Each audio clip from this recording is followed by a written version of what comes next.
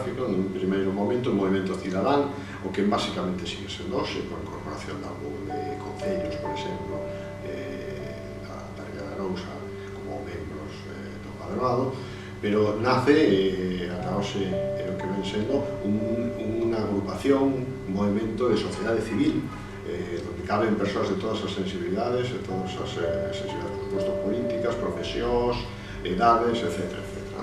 Co propósito común de facer fronte ao narcotráfico, especificamente ás consecuencias tremendas da adicción ás drogas. Surde precisamente o raíz da operación Nécora, da sentencia da Nécora. É dicir, aquí había un movimento social de xente moi sensibilizada, que estaba sufrindo o problema e que sentía que tiña que facer ou que podía facer algo para contribuir a arreglar as cousas dende a sociedade civil.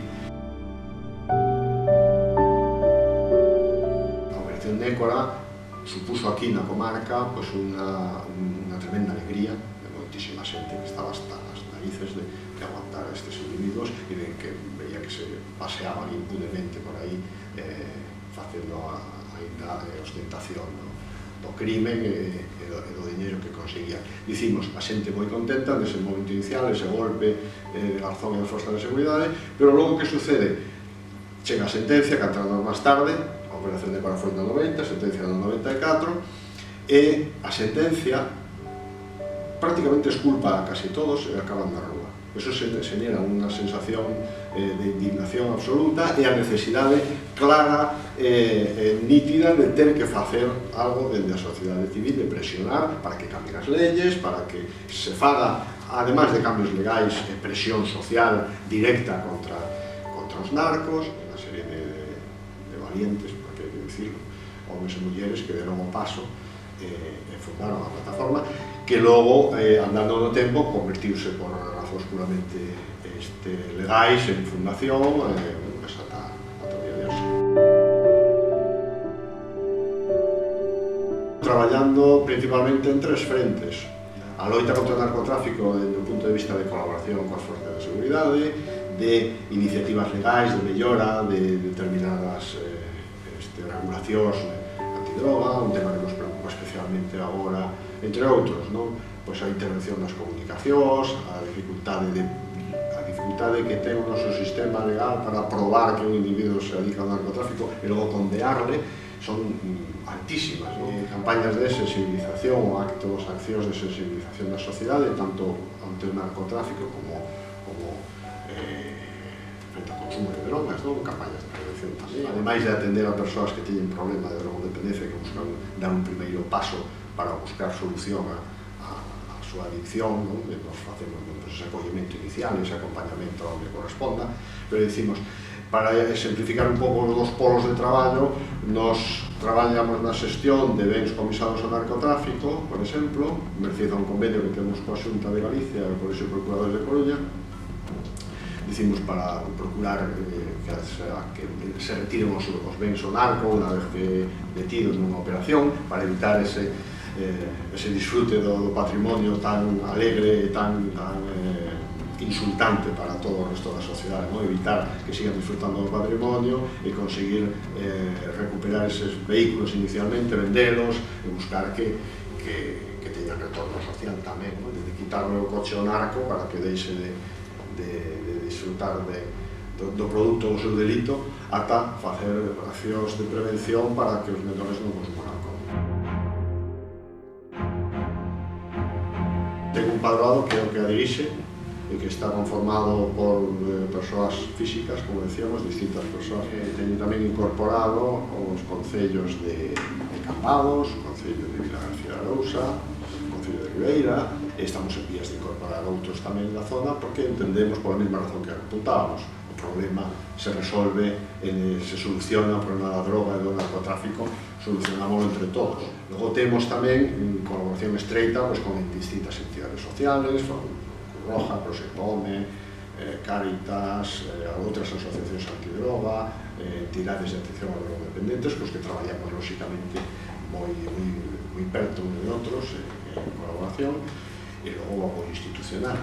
institucional imprescindible e que necesitamos de un aporte económico que temos a través dos convenios de colaboración que mantemos coa Xunta de Galicia principalmente, con Obra Social da Caixa, no apoio que nos dá tamén é moi relevante, o Concello de Vilagarcía, o de Cambados e Ribeira, Porto de Vilagarcía, son entidades que apoian o traballo da Fundación.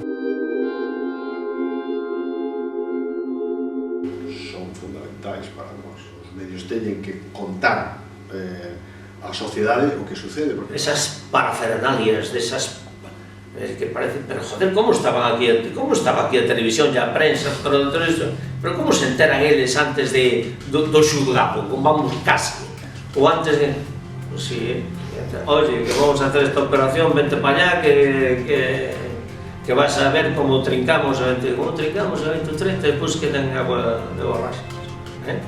Eso non é bo para un dos principios básicos de un sistema democrático e que un non é culpable mentre non se demostra, ou sea, un é inocente mentre non se demostra o contrario. Entonces, eso de que salgas a pena do telediario, antes de ser xulgado, antes de que un xuez ou un tribunal vexa esas probas e diga son suficientes ou non son suficientes. O sea, si son delincuentes, caña dura. Si son corruptos, máis dura todavía, sobre todo son políticos. Ahora, tense que demostrar. Eso, informativamente, débese de cubrir unha vez que haya unha sentencia firme. Mientras tanto, dar a noticia, pero sin...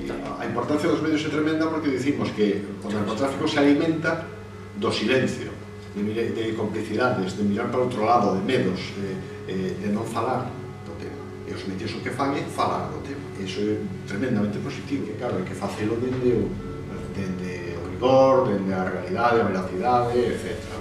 En moitas ocasións, ou en algunhas ocasións, o que pode suceder é que a forza de tanto falar dun persoaxe determinado, a forza de tanto dicir, de narrar as súas fechorías que son tratadas casi de xeito banal, nos olvidamos de decir e de comunicar que é un criminal, que é un delincuente e que se nutre e fai diñeiro a costa do sufrimento de moita xente.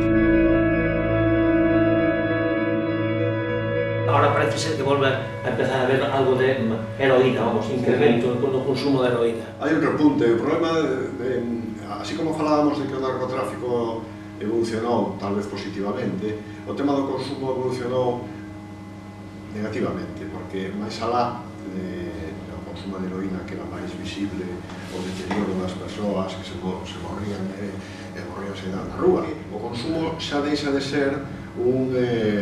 se se quere nos seus inicios era un poquinho máis marginal, o mellor, depende de grupos un poquinho máis reducidos socialmente ou numéricamente falando, pero agora o consumo está absolutamente extendido. Parece lógico, parece normal os consumos de alcohol, empezando xa por eso, non fai falta chegar moito máis longe na escala, empezando polo alcohol, seguido polo hachís, cocaína, anfetaminas, etc. Está moito máis normalizado, máis metido no circuito de ocio, e iso é tremendo, porque é unha ecuación que hai que desfacer, hai que sacar, desfacer esa asociación que temos de que consumir drogas é igual a diversión. Eso é unha barbaridade. En ese aspecto sí que vamos a peor. Topaban con eles, adiós, adiós, hasta luego, saludaban tranquilamente, como sin Laureano Ubiñas... Bueno, eso xa... Sin problema de ningún tipo. Eu xa non querría chegar a eso. Eu non chegaría a eso por si acaso. Laureano Ubiñas, cuando estaba la comisaría aí, yo estaba de jefe de la comisaría, y venía, estaba en la cárcel, y venía a sellar el papel de los permisos que le daban y tal. Y entraba yo y se levantaba y decía así, que yo me cago en la...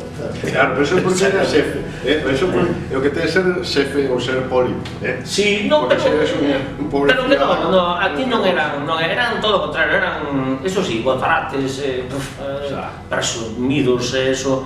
Sí, pero bueno, manexaban moita pasta. Ten en conta que o curso que vai en función ao comportamento, a conducta desas persoas, vai en función da educación, da cultura que teñen.